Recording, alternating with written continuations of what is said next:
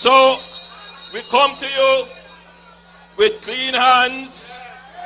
We come to you with a clean heart, and we bring clean words to you.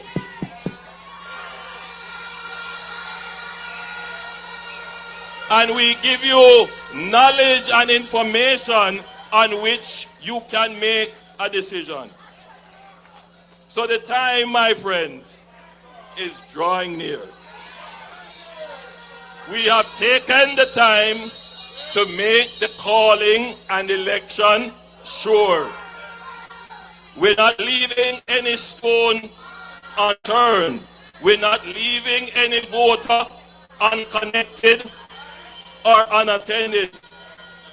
And it means that all of you who have come here, you have that duty to connect with your neighbor.